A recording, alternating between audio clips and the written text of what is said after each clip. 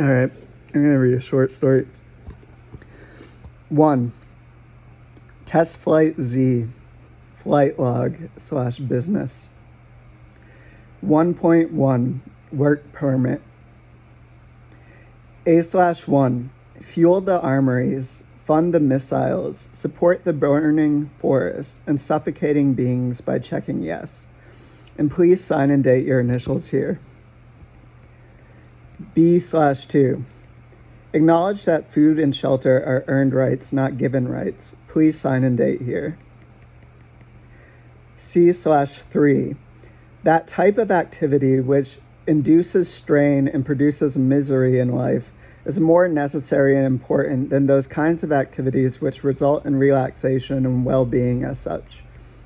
The only right way to organize our collective way of life is by relying on intense strain, stress, and misery, rather than cooperation and addressing things differently. Please sign and date here. D/4, he who rejects himself in favor of others has always and should always be considered good. He who accepts himself regardless of what others think is therefore evil. It follows from this that he who serves is good and he who rejects is bad. Please sign here. E/5, what has been built in a certain way is necessarily built that way. It cannot be arranged in a more harmonious, loving order. To acknowledge this claim, please acknowledge it every day through distraction. Sign here.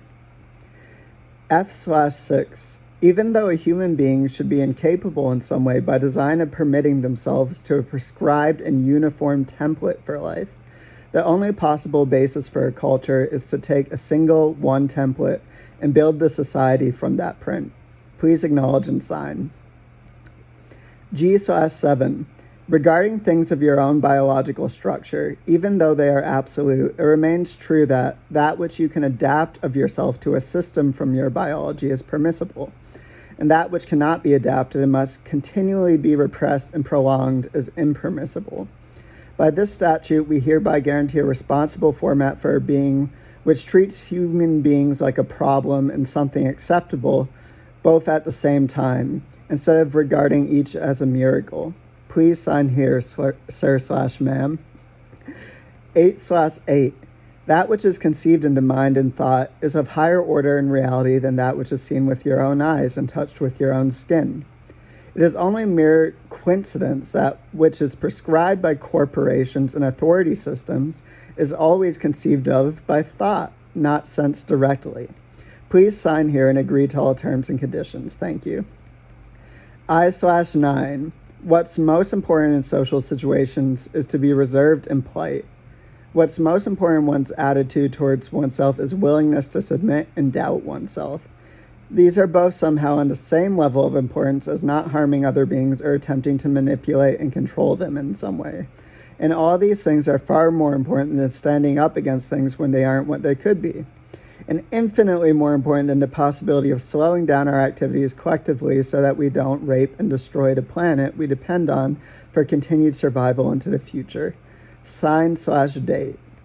J/10, not that it needs saying, but money is very, very, very important. Most attention and time spent throughout any given day should be entirely devoted, consciously or unconsciously, to the pursuit of money. The rest of life should follow this exact pattern. Sign and date, please. 1.2, habit causing. Contract. The first time I tried flying an ADD 15 milligram build, I heard, in a military arms factory somewhere away from town, under behest of industry as a whole. I still remember I was laying beside her. She had a long essay to write, and the pressures were driving on her like a booby-trapped ceiling continually pressing down. This is how they both provoke a yes, a maybe, and a no in triplicate. Sweetening the deal. On the takeoff, the upward motion was exhilarating. I find myself for the first time in as long as I can recall feeling good about my abilities. It's an exhilarating feeling too when gravity has you pulling down all the time. Peak altitude is short-lived to say the least. Once enjoyable side effects of flying all the time are muted. The sheer rush of breaking the barrier of gravity and continually wanting to walk it off to soar is my agency. That familiar rise, that bumpy way up and then coursing level. And the heights, oh, all three of these I love. I take out the breaker box and talk in. Well, who the fuck's down there, howdy hey? My answer is the roar of the vacuum. The sun is going down again. Night descends all around. I return to the strip. Momentum, trap, flight log test 4. Under the general guidance of the company, which has shared suggestions with me on an anonymous basis from the start, I decide to experiment with bigger and faster models, as they say, one plane at a time, slowly but surely. So I say sure without even really thinking about it. By the time my flight jacket's strapped on, I'm set on hitting a greater altitude. The driver pulls it up with a tow. It's an ADD 30 milligram, twice the size of the 15 milligram model. Contract renewal, false dawn, post-test 4. I can't believe it. I soared over sun and skies before, but now I feel like I'm soaring even before I can look outside. My heart is soaring, or is my blood pumping? In a great state of passion, suddenly I flipped the plane on a second time in a single night, despite the large size of the vehicle and the physical strain. Catching on to the sound of the engine taking. Be careful comes the rep over the radio. And if you must fly twice in a single night, might we suggest you return for a flight on the 15 milligram model plane? Exertion, blowing smoke up the ass, limitation tests. I look at the faces of my advisors throughout this test flight business for the company. They seem strained. I look in a glass pan, look awful round and distorted like a glass pan. I regard some flesh colors under my skin. I want to push higher, but I cannot ignore the issues. Feeling under the flight jacket, I realize my state of being is sickly and weak. They barely greet me as I walk back in, huddled around a break room while I'm being digested in the trap at a company right before their eyes. My brain feels like 100 inadequate brains in a slightly off, slightly misaligned pattern where each one follows the one before it until we all die. Dissipating fuel, check engine light. By the time I'm juggling all this stuff and have the juggling in a circle, balls in a loop, the cycle, after a couple flights, the rush starts to fade. So you want to get back out, do it all again, and try to get even higher next time. And again, circle and circle. Now it's a normal work schedule. This makes a habit. Before, I never thought of flying. After signing up for what I thought was a great deal and a fair exchange, I'm winding up more and more bankrupt while they say nothing. Work injury, self-abuse. How did the company get me on board for this? Before the test, even if I needed a sick day, I could get to work and try, right, baby? I stroke my fingers along the outer shell of the ADD 30 milligram. My favorite plane. I take in its electric, speedy odor. I suddenly breathe in sharply. He ducks in and looks from around a corner. You should be fine. The nurse scoots in instants later, not even an interview, let alone an appointment. She hands me an exit form, a non-disclosure agreement, and a printed copy of my contract. Only this time, the text that was left gray is highlighted in bold. Damage control / tax forms. I look down at my arm, suddenly thin skin and bone. It isn't good skinny, aches all throughout the limbs. I call for a nurse. The same one comes bobbing in, perks curiously, but is frowning as she sees me, my condition.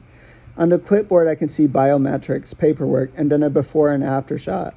Me, a young child, nearly a decade later, after the rigorous test course for the company, and one a glowing, innocent son, and the final results, a wretched, starved zombie, a dead, humorless man, a sick, withered ghost. Finally, I can take my keys, and I take them from the ADD 30 milligrams engine, and I toss them into a sewer drain where I can't even get them. Design team, safety training. About to leave for the front door, suddenly limping at the heel, I suddenly turn around and return to the flight desk. I ask to see somebody. She says, right away. It's been just a half day since I signed off, but I have already started to become more comfortable with the ground and my 2 feet. Coming back, she asks what I need. A taller, seemingly more knowledgeable man is beside her, someone who can fix a vehicle. From around a corner, a tall man walks in holding a wrench. I point him towards the exposed model of the ADD 30 milligram, hanging from beneath the white sheet in the auto bay. I plead this man to look under the hood so I can see what's happening. Begrudgingly, he stays and pries the thing open. Underneath the rusted metal sheet is an ordinary engine and an ordinary check engine light, and probably a few gauges that need to be filled, but I can't find a smoking gun I wanted. Scams, eyesight, insight, / hidden print. I hand a man a pack of cigarettes, noting some stuff in his pocket already, then take a few bills out and stuff his pocket once more. I sit back low, hand on my chin, thinking about the build of this plane. In the background, I hear many, many, many of them taking off all throughout the country, and young men and women not knowing better, that they will wind up doing the heavy lifting like me for the company. The executives infer no harm to their bodies, and the cash flows in. It's apparent. When it's apparent, you'll begin to see. Compromise hook, backup loopholes. I'm convinced I'm ready to up and get out of this fucking place. Really convinced. I even threw away my copy of ADD 30 milligrams flight codes with my eyes shut so I couldn't trace my steps. That being said, I got up, walked away, and turned a corner. And first I got a call that my dad had died. The next thing, I was going through a very hard time. The company broke in on my phone call and reminded me that despite these challenges I was facing in my life, that I would not be provided any kind of safety net or housing while I figured things out. A company exec working alongside the first man I spoke to immediately rang me up again afterwards. He'd asked if I'd come in for one final test flight and get some time away from dwelling on circumstances. Naturally, I couldn't easily refuse. Hormone spike / heart damage. The test flight guys convened with a doctor, and so they told me and decided I would be all right even during this pronounced stage of grief in my life. If I were to agree to test explore flying at an even larger, riskier model like ADD 45 milligram, and at the same time, as a kind of experiment, they could hook up some sticky instruments and test for hormonal changes. What they found was a very definite correlation between my time in the air and the level of sexual arousal demonstrated by my Johnson. They even strapped up some little white pads attached to electric conductors up to a measurement machine and ran scans while female coworkers and friends of theirs entered the room repeatedly and spoke to me, showed me attention, ignored me, simply walked by, spoke to me in depth over vidphone, any little form of stimulation. The results were shocking. I basically had 2 different penises. As someone who has suffered from self-esteem issues at different difficult periods of my life, it sure is amazing to have a bigger, more effective penis so readily available. Maybe now I will be loved. Jekyll and Hyde, double peen syndrome, PP1, PP2. Crazy, getting the keys and flying the ADD 45 milligram model is fucking insane, intense, and so fun, sometimes. Sure, maybe it's a bit of a recipe for unintentional suicide and long-term brain damage when the keys are so easy to put into ignition and turn whenever I want. But on the other hand, if it weren't so effective, I wouldn't be holding it like a rifle to my head. Maybe I could live up here in my armored, buzzing, cold, remote, and disconnected plane. It rides like a jet and is so far above sweet little gestures like a piece of pie or a surprise gift in the mail. By this time, I've discovered PP2, it's over. I start doing field tests and running other PP2 studies in the wild. Most of the time, I am not myself. I have transitioned by way of a pill. I'm so hooked I'm taking off every day, multiple times, all morning, noon, and night sometimes. What a convenient way to transition into a different version of myself, another neurochemical universe, another individual. It all seems brilliant and bright and heading to perfection, but then you wind up wounded and shattered and wind up inexplicably gunning down your friends, loved ones, and family once you reach a certain stage. As long as it flexes PP2 and keeps it strong so I don't have to deal with the reversion back to PP1. It has become permissible, and with all this built-up armor in my body from this insistence on flexing a muscle unrelated to finer, more subtle things in life, and in fact a muscle often at the expense of those things, now I have slaughtered the angel I am in my heart and replaced him with the PP2 demon. Above all else, it hungers for power, influence, and to use other human beings. Although these have wider shades in the fact that such PP2 demon types really just wanted to be embraced and loved and didn't know how to say it. Is he in fact dead after all? Only an angel can speak that way. PP2, crash on public TV, / heart betrayal, / inner outer karma. Well, I thought I was out, and I have wound up addicted to the process of flying itself, and the pilot I think I am when I'm in the sky. I was always a quiet, soft-spoken, creative boy who wanted love and meaning. And because I wasn't perceived as enough as I am in my own natural gifts and talents and being gentle, I decided in desperation finally test out that fucking muscle they've all been claiming is so great since I was a baby boy. And I found an awesome shortcut, readily available and just a contract away. Well, yeah, when I'm flying and the muscle is really blocking the view, it really does make me feel amazing. But what about me? What about everything else in my life that's now shrinking now and starving now? When you first lean into this life, it's crazy. But when you're still flying around the world after a number of years, just circling and playing with the same toys and rearranged configurations, and rush of the flight path stops taking. So you just start trying anything to get that kick again. You really start to realize the value of little things and of softer qualities compared to industriousness, activity, and dominating others. PP2 failure. To cut another is to cut oneself.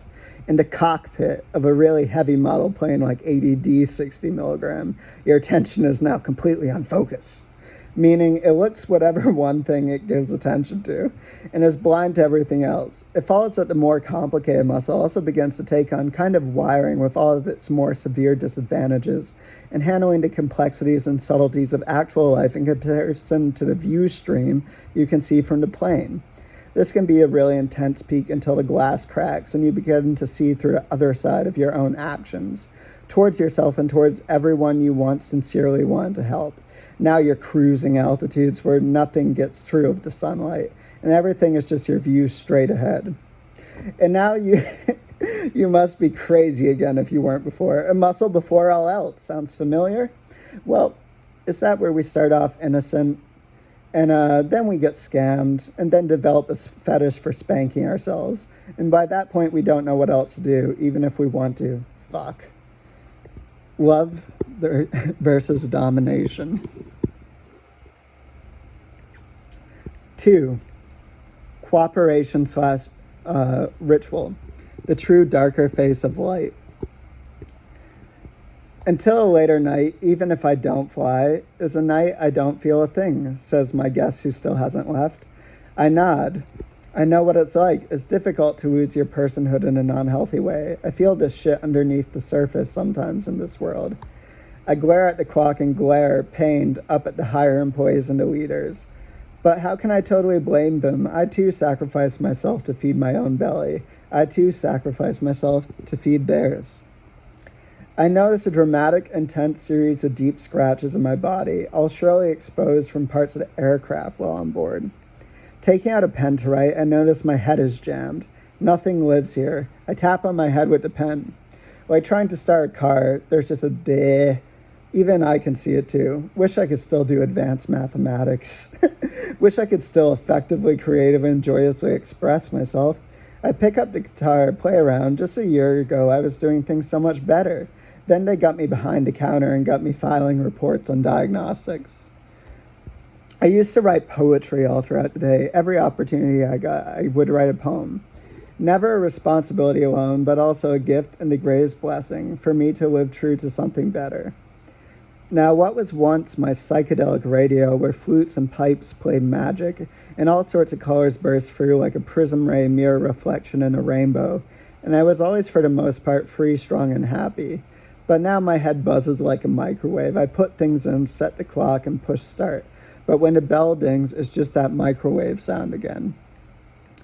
I used to look at a tree, see it, and feel absolute pleasure in its simple beauty and in being able to feel those things around me. Now wherever I look and whatever I look at, I feel one thing, the static, tingling, dull, and stupid microwave buzzing away. I used to look in my heart and see whole songs already written, and then hike up to the hillside so I could enjoy them with the warmth and life of nature thriving all around. Now my heart buzzes like a microwave. The curtains match the drapes, cooked above and cooked below. One last look up, streams of blood and heart meat rolling down the executive's chin. Closing my eyes, the familiar buzzing sound.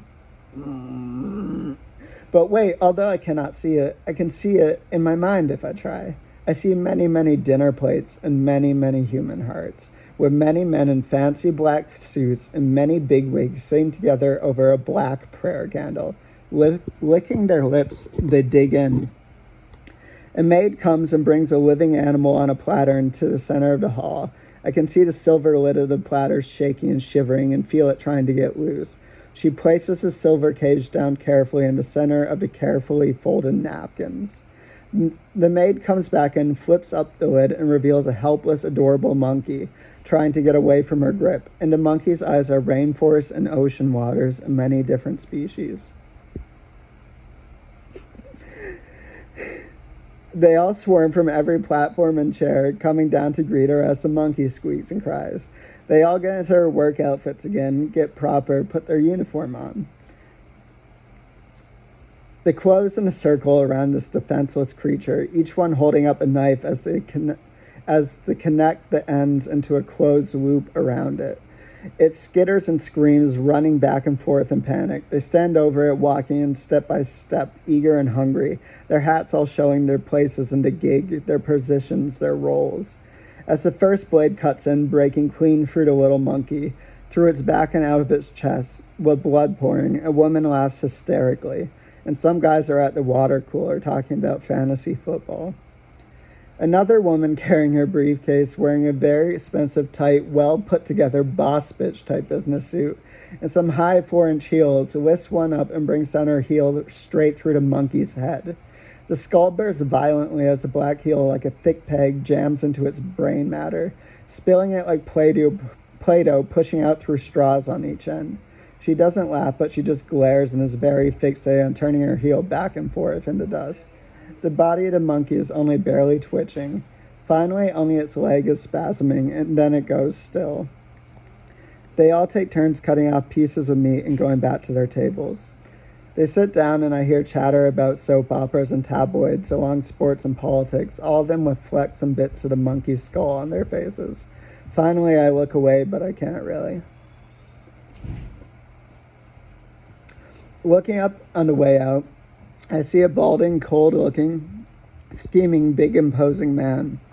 Picking up a dinner plate and holding it so I can see it one last time, I see one last human heart. He bites in, and he licks his lips. Picking up some paperwork, he shows me the slip, my information when I signed up. Then he points back at the heart and licks his lips, biting in again, chewing raw flesh with great fervor. While they're finishing up, I take the opportunity to run. I'm panting and screeching heels all down through the building, constantly feeling my heartbeat nearly exceed its limits and looking back over my shoulder. In the final garage, where through the open car gate I can see a wide portal out of this place, left ajar, I frantically look around me, and seeing nobody, I sprint. I'm halfway across a wide, sloping, hilly yard stretching into distant fields and hillsides, surrounded by green peaks and branches, in what feels like half a second. A sprinkling of light dew spits coolly on my throbbing, pale skin, without even realizing my feet are still moving. I'm gone, the company is far behind me. I collapse against a pine tree, gently kissed by the morning breath, my hands against its crispy, lightly moist morning bark. For the first time since I was inside, I look behind me. The gray cement building, rectangle and square, sharp and hard, with many signs out. On the front, advertising deals. The open garage, left invitingly, with volunteer opportunities and a constant promise of manually fixing your car for cheap on demand and forever a different way. The black square windows like turrets in a haunted monument, nothing but shadows. A shadow standing and waving to me in each and every one. As my eyes adjust, and I finally become sure of what I'm seeing, I see on each shadow skull a pair of horns. A flash of lightning suddenly crashes, and there's a burst of flash photography. This cuts the whole view off when the current of light pulls away.